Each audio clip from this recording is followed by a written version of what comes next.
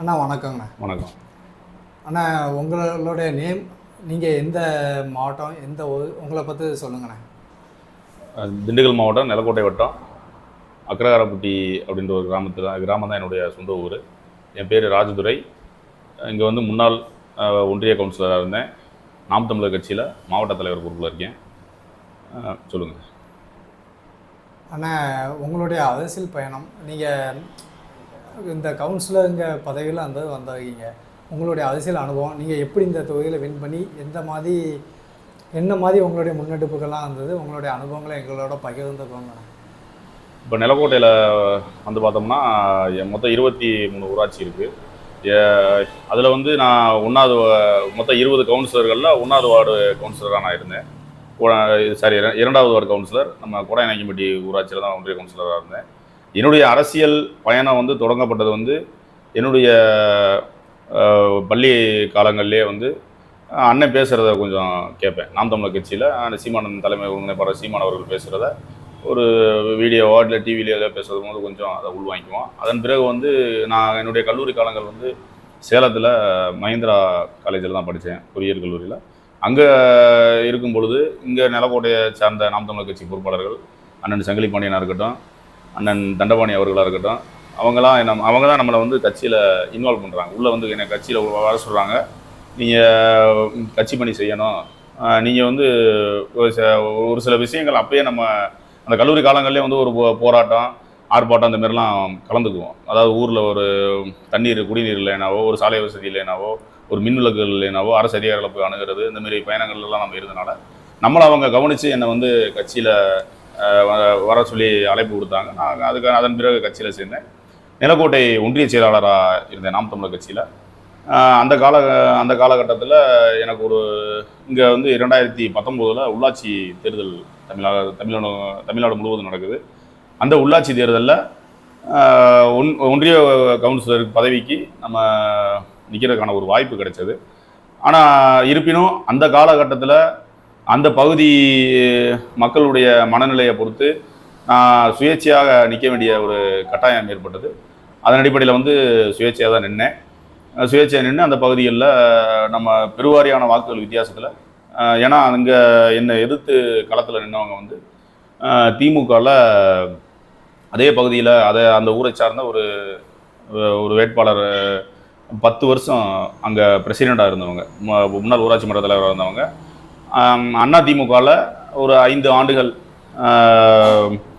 மாவட்ட கவுன்சிலராக இருந்தவங்க. அவங்க ஏடிஎம்கேலவும் டிஎம்கேல வந்து 10 ஆண்டுகள் பிரசிடெண்டாக இருந்தவங்க இருந்தாங்க. அவங்கள எதிர்த்து சுயேட்சையாக களம் காணக்கூடிய ஒரு சூழ்நிலை ஏற்பட்டது. அதனால் இப்போ இன்னைக்கு வந்து இப்போ எல்லாமே நம்ம கட்சியை ஏற்றுக்குவாங்க. அன்றைய காலகட்டங்கள் 2019 வந்து அந்த ஒரு மனப்பான்மை மக்கள் மத்தியில் இல்லாத ஒரு காரணத்தினால் நம்ம வந்து சுயேட்சை அணிக்கக்கூடிய ஒரு சூழல் வந்துச்சு. அங்கே வந்து நின்னா பெருவாரியான வாக்குகள் வித்தியாசத்தில் அந்த மக்கள் வந்து நம்மளை தேர்ந்தெடுத்தாங்க. அங்கே ஒரு வெற்றி வாய்ப்பு கிடைச்சிது. அதன் பிறகு அங்கே மொத்தம் எனக்கு ஒரு 13 ஊர் வரும். அந்த 13 ஊர்களுக்குமே நம்மளால் இயன்றதை அந்த மக்களுக்கு நான் முடிஞ்ச அளவுக்கு செஞ்சுருக்கேன்.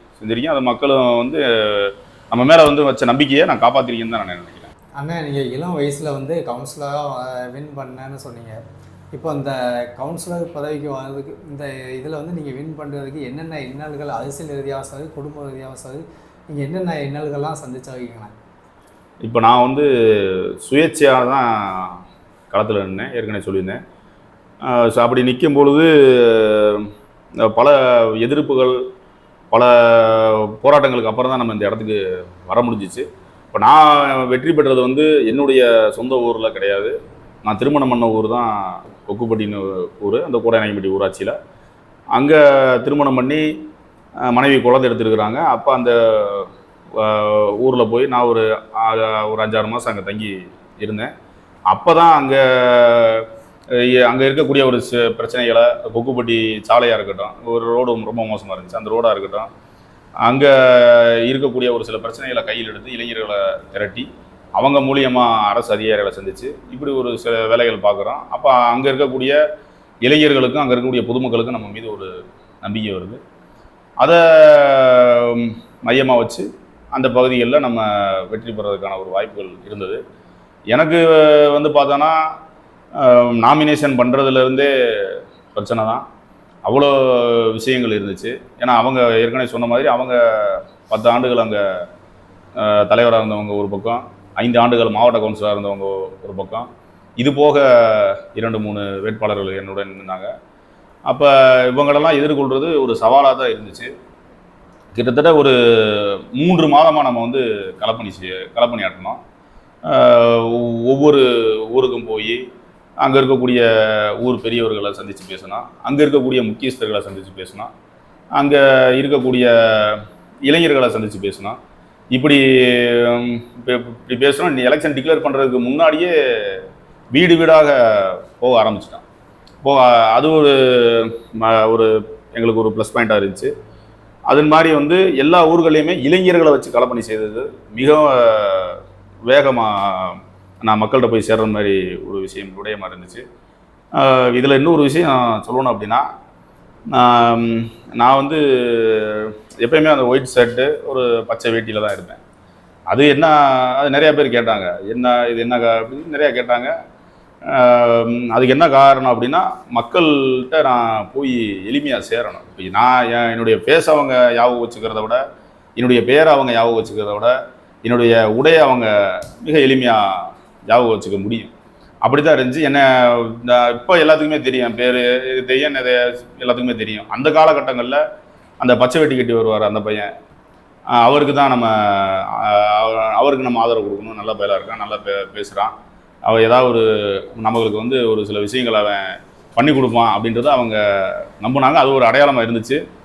அந்த அடையாளத்தை இன்னைக்கு வரைக்குமே நம்ம பின்பற்றிட்டு வரோம். அதாவது நான் இது ஒரு சின்ன விஷயமா பார்க்க முடியாது. நம்மளை யாருன்னே தெரியாது அவங்களுக்கு. அப்போ அங்கே வந்து அனைத்து சமுதாயமும் இருக்குது, அனைத்து மதமும் இருக்குது. இஸ்லாமியர்கள் பெரும்பான்மையாக வாழ்கிறாங்க, அப்படி கிறிஸ்தவர்கள் இருக்காங்க. அப்படி இருக்கக்கூடிய ஒரு சூழலில் நம்மளை வந்து அவங்க ஐடென்டிஃபை பண்ணுறதுக்கு அது ஒரு கருவியாக நம்ம பயன்படுத்திக்கிட்டோம். 3 மாதங்கள் எலெக்ஷனே டிக்ளேர் பண்ணல, ஒரு தடவை அறிவிக்கிறாங்க, டேட்டு தள்ளி போகுது. அப்பயும் நம்ம தொடர்ச்சியாக போயிட்டே இருக்கோம். அப்போ இன்னும் அறிவிக்கவே இல்லையாப்பா, இன்னும் அதுக்குள்ளே ஏன்ப்பா ஒரு தடவை வரேன்லாம் கேட்டாங்க. அப்போ இல்லை, என்னைக்கு அறிவிச்சாலும் நான் நிற்பேன் அப்படின்ற ஒரு ஊண்டுகோலோடு அவங்ககிட்ட பேசுனா அது ஒரு வெற்றி வாய்ப்புக்கு மிக சாதகமாக இருந்தது. நீங்கள் எதிர்த்து நின்னா 2 பேருமே அரசியல் அனுபவம் மிக்கவர்கள். அரசியலில் வந்து ஆல்ரெடி அவங்க அந்த போஸ்டிங்கில் வந்தவங்க. அப்படி இருக்க பட்சத்தில் நீங்கள் அந்த வேட்புமனு திருப்பி வாங்குற அளவுக்கு ஏதாவது ஒரு சூழ்நிலைகளை உங்களுக்கே தோணியாக இருக்கா? உங்களுடைய கருத்துக்களை சொல்லுங்கள். இல்லை, அந்த விதத்தில் வந்து பார்த்தோம்னா அதில் எனக்கு வந்து குடும்ப ரீதியாகவும் சரி, அரசியல் ரீதியாகவும் சரி பல எதிர்ப்புகள் இருந்துச்சு. எங்கள் வீட்டிலலாம் எங்கள் அப்பாட்ட எங்கள் அம்மா அப்பாட்ட போய் சொல்கிறேன், அம்மா அந்த மாதிரி அங்கே கவுன்சிலருக்கு நிற்கலான் இருக்கேன் அப்படின்னு சொல்லும்போது அவ்வளோ கோவப்பட்டாங்க. நீ படிச்சிருக்கிற, கஷ்டப்பட்டு படிக்க வச்சுருக்குறோம், பொறியியல் படிச்சிருக்கிற, நீ ஒரு இன்ஜினியரு, உன்னுடைய ப்ரொஃபஷனை பாரு, இது நமக்கு தேவையில்லை. எல்லா வீட்லையும் சொல்கிறது தான், இது நமக்கு தேவையில்லை அப்படின்ற மாதிரிலாம் சொன்னாங்க. இல்லை, நான் வந்து எலெக்ஷனில் நிற்கவா வேணாமான்னு நான் கேட்கல, என்னை பெற்றுட்டீங்க, உங்கள்கிட்ட சொல்கிறேன் நான் நிற்கிறேன்னு அப்படின்னு சொல்லிட்டு வந்துட்டேன். அப்போ எலெக்ஷன் டயத்துலலாம் ஒரு மாதம் 2 மாதம் ஏறக்குறைய எங்கள் அப்பா என்கிட்ட பேசவே இல்லை. அப்போ இது குடும்ப ரீதியாகவும் எனக்கு ஒரு சவாலாக தான் இருந்துச்சு. ஆனால் எனக்குள்ள ஒரு நம்பிக்கை இருந்துச்சு, எப்படி நம்ம இதை கடந்து வந்துடுவோம் அப்படின்னு சொல்லிட்டு. இது ஒரு பக்கம் இருக்க, அரசியல் ரீதியாகவும் பல எதிர்ப்புகள், பல மிரட்டல்கள் எல்லாமே வந்துச்சு. நாமினேஷன் பண்ணால் எதாவது பண்ணிடுவோம், ஊருக்குள்ளே ஓட்டு கேட்டு வந்தால் ஏதாவது செஞ்சுருவோம், இப்படியான ஒரு மிரட்டல்கள்லாம் அந்த நேரத்தில் வந்துச்சு.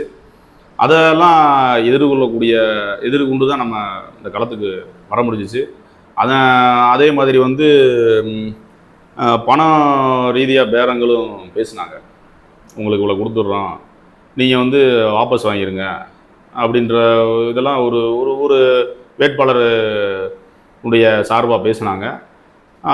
அவங்க சொன்ன தொகையை விட 2 லட்சம் நான் சேர்த்து தரேன், அவங்கள வாபஸ் வாங்கிங்கன்னு சொல்லி அனுப்பி விட்டுட்டேன். அதெல்லாம் நடந்துச்சு. ஏன்னா நம்ம சின்ன வயசு, அன்னைக்கு இருந்த பொருளாதார சூழ்நிலையை பொறுத்து இவன் காசு கொடுத்தா வாங்கிட்டு போயிடுவான் அப்படின்ற மாதிரி தான் இருந்துச்சு. இதே அச்சம் எங்கள் மக்கள் தொகுதியில் இருக்க மக்கள் மத்தியிலே இருந்துச்சு. அவங்க சொன்ன ஒரே விடயம் என்னன்னா, நாளைக்கு அவங்க சொல்கிறாங்க, நான் இன்றைக்கி நீங்கள் ஓட்டு கேட்டு வர்றீங்க, உங்கள் பின்னாடி நாங்கள் நம்பி வர்றோம், உங்களுக்காக நாங்கள் பணி செய்கிறோம். அவங்க நாளைக்கு மிரட்டுறாங்க, பணம் கொடுத்துட்றாங்க, உங்களை விலைக்கு வாங்க முயற்சிக்கிறாங்க அப்படின்னு சொல்லி நீங்கள் விளையிற மாட்டீங்கல்ல அப்படின்னு ஒரு ஏக்கத்தோடு என்கிட்ட கேட்டது இன்றைக்கி வரைக்கும் எனக்கு ஞாபகமாக இருக்குது. அதெல்லாம் ஒருபோதும் நான் பின்வாங்க மாட்டேன். என்னை வந்து நீங்கள் அந்த வழியில் முழுமையாக என்னை நம்பலாம் அப்படின்னு சொல்லி நிறையா பேர் என்கிட்ட கேட்டாங்க. எல்லா ஊர்களில் இருந்துமே கேட்டாங்க, இந்தமாரி இதெல்லாம் தகவல் வருதுப்பா எப்படின்னு சொல்லி கேட்டாங்க. நான் என்றைக்கும் பின் வாங்க மாட்டேன் அப்படின்னு சொன்னேன். நான் அந்த ஆணித்தனமாக பேசின ஒரு நம்பிக்கை எனக்கு நம்பிக்கையாக இருந்துச்சு, அதை மக்களுக்கு நம்பிக்கையாக இருந்துச்சு. ஆனால் நீங்கள் வின் பண்ணி உங்களுடைய அந்த அலுவலக பணி அதை மேற்கொள்ளும் போது அந்த அரசியல் ரீதியாக நீங்கள் என்னென்ன சவால்கள் இடர்கள்லாம் நீங்கள் ஃபேஸ் பண்ணீங்க, அதை எங்களோட பகிர்ந்துக்கலாமா? இப்போ வந்து பார்த்தோம்னா நமக்கு ரொம்ப புதுசு ஒரு பதவி அப்படின்றது ஒரு புதிய விஷயமாக தான் இருந்துச்சு. இப்போ கவுண்டிங் போயிருக்கோம். கவுண்டிங்கில் வந்து நாமினேஷன் பண்ணுறதா இருக்கட்டும், ஸ்க்ரூட்டனி போகிறதா இருக்கட்டும், உள்ள கவுண்டிங் வாக்கு எண்ணிக்கைக்கு போகிறதா இருக்கட்டும், எல்லாமே நமக்கு ஒரு புதிய விஷயமாக தான் இருந்துச்சு. அங்கே இன்னொரு விஷயம் அதில் நான் வெளிப்படையாக சொல்ல வேண்டியது இருக்குது. கவுன்சிலருக்கு ஜெயிச்சா சேர்மனுக்கு ஓட்டு போடணும் அப்படின்ற ஒரு விஷயம் இருக்குன்றதே எனக்கு நான் கவுன்சிலர் வரைக்கும் தெரியும்.